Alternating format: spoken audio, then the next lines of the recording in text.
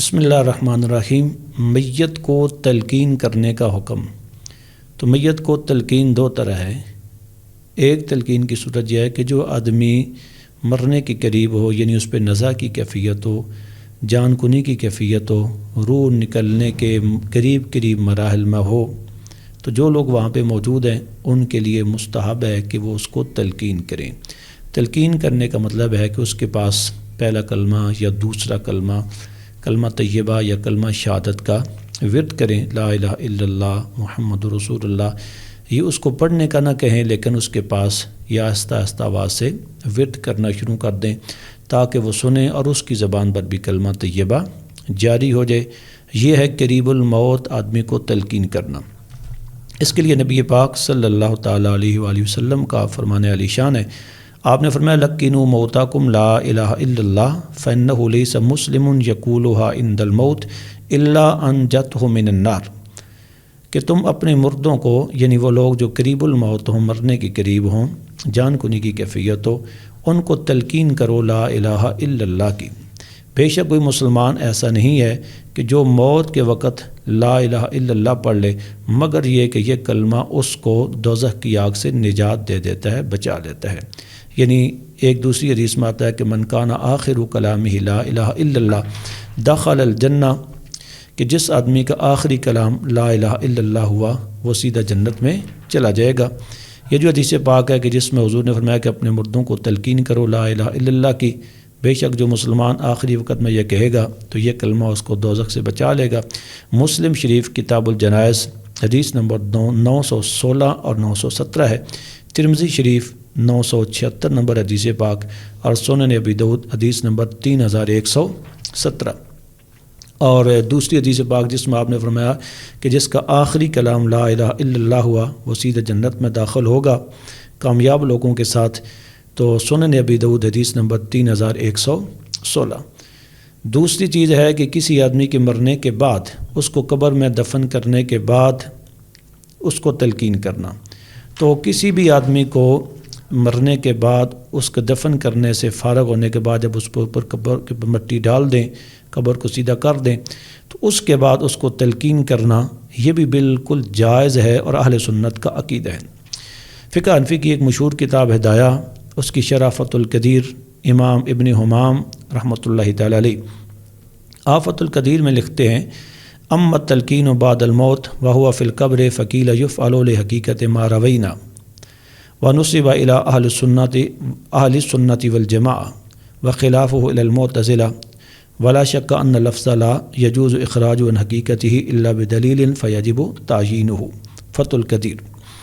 آپ فرماتے ہیں کہ کسی آدمی کے مرنے کے بعد جب وہ میت کو قبر میں رکھ چکے ہیں تو اس کے بعد اس کو تلقین کرنا یہ بھی اہل سنت والجماعت کا مذہب ہے، اور معتزلہ نے جو اہل سنت کے خلاف ایک جماعت تھی انہوں نے اس سے اختلاف کیا ہے، اور اس کا ثبوت وہ کہتے ہیں کہ یہی حدیث پاک جو مسلم شریف جس کا ذکر میں نے کیا ہے، اسی حدیث پاک سے بھی اس کا استنباط ہوتا ہے کہ میرے آقا نے فرمایا کہ مردوں کو تلقین کرو، تو اس کا حقیقی معنی یہی ہو سکتا ہے کہ جو آدمی مر چکا ہو، اور مجازی طور پہ یہ ہو سکتا ہے جو آدمی مرنے کے قریب ہو۔ تو دونوں ہی اسما آ جاتے ہیں، جو آدمی مرنے کے قریب ہے تو وہ بھی اس حدیث کے تحت آتا ہے، اور جو آدمی فوت ہو چکا ہے وہ بھی اس حدیث پاک کے تحت آتا ہے۔ اسی طرح تلقین کے حوالے سے علامہ ابن عابدین شامی، جن کی مشہور زمانہ کتاب رد المختار علی الدر المختار، جس کو فتاوی شامی بھی کہتے ہیں، حاشیہ ابن عابدین بھی کہتے ہیں، اس میں لکھتے ہیں اما عند اہل سنت فالحدیث محمول علی حقیقتہ لان اللہ تعالی یحییہ علی ما جاءت بہ الآثار۔ آپ فرماتے ہیں اہل سنت کے نزدیک یہ حدیث لقنوا موتاکم اپنے حقیقی معنی پہ محمول ہے، یعنی اس کا مطلب یہ ہے کہ میت کو قبر میں رکھنے کے بعد اس کی تدفین سے فارغ ہونے کے بعد اس کو تلقین کی جائے کلمہ طیبہ سے یا کسی اور طریق سے، تو یہ بالکل جائز اور درست ہے۔ اب اس کا طریقہ ایک روایت کے اندر بھی آیا، عبداللہ بن جعفر اپنے باپ سے روایت کرتے ہیں، وہ نبی پاک صلی اللہ تعالیٰ علیہ وآلہ وسلم سے روایت کرتے ہیں کہ آقا علیہ السلام نے فرمایا لقنوا موتاکم لا الہ الا اللہ الحلیم الکریم سبحان اللہ رب العرش العظیم الحمد للہ رب العالمین۔ حضور نے فرمایا کہ جب میت کو قبر میں دفن کر چکو تو قبر پہ کھڑے ہو کر یہ کہو لا الہ الا اللہ الحلیم الکریم سبحان اللہ رب العرش العظیم الحمد للہ رب العالمین۔ صحابہ نے عرض کی یا رسول اللہ کیف للاحیاء، کہ جو آدمی زندہ ہے اور مرنے کے قریب ہے اس کو اگر یہ کلمات کہیں تو پھر آقا علیہ الصلوۃ والسلام نے اجوت اجوت، بہت اچھا بہت اچھا۔ یہ سنن ابن ماجہ حدیث نمبر 1446 ہے۔ اسی طرح قبر پہ کھڑے ہو کر قرآن پاک پڑھنا یہ بھی تلقین ہے۔ سورہ بقرہ پڑھنا یا سورہ یاسین پڑھنا، ایک حدیث پاک میں آتا ہے سنن ابی داؤد کتاب الجنائز باب القراءۃ عند المیت، میت کے پاس قرآن کی تلاوت کرنا، یہ آدمی کے دفن کرنے سے پہلے بھی یہ حدیث پاک اس کا مفہوم ہو سکتا ہے، دفن کرنے کے بعد بھی۔ آقا علیہ الصلوۃ والسلام نے فرمایا اقرؤوا علی موتاکم یاسین، تم اپنے مردوں پر سورہ یاسین کی تلاوت کرو۔ اس طرح ایک اور روایت ہے، مشہور روایت ہے جس میں تلقین کا بڑا واضح طریقہ موجود ہے۔ حضرت ابو امامہ رضی اللہ تعالی عنہ نبی پاک صلی اللہ علیہ وسلم سے روایت کرتے ہیں، حضور فرمایا کہ اذا مات احد من اخوانکم فنثرتم علیہ ترابا، جب تم میں سے تمہارا کوئی مسلمان بھائی فوت ہو جائے تم اس پہ مٹی ڈال چکو تو فلیکم رجل منکم عند راسہ، تو تم میں سے کوئی آدمی اس کے سر کی جانب کھڑا ہو، پھر کہے یا فلاں ابن فلاں، اے فلاں بن فلانا، فإنہ یسمع ولکن لا یجیب، وہ سنتا ہے لیکن جواب نہیں دیتا۔ پھر دوبارہ کہے یا فلاں ابن فلانا، اے فلاں بن فلانا، فلاں عورت کے بیٹے، تو اس کو آواز دو، پھر وہ اٹھ کے بیٹھ جاتا ہے دوسری دفعہ آواز دینے سے۔ تو پھر کہو تیسری دفعہ یا فلاں ابن فلانا، اے فلانا کے بیٹے فلاں، یعنی اس کا نام لے کر، اس کی ماں کا نام لے کر یا اس کے باپ کا نام لے کر۔ پھر وہ کہتا ہے ارشدنا رحمک اللہ، میری رہنمائی کر، اللہ تجھ پہ رحم کرے، لیکن فرمایا لا تشعرون، تمہیں معلوم نہیں ہوتا، تم اس کی آواز کو نہیں سنتے۔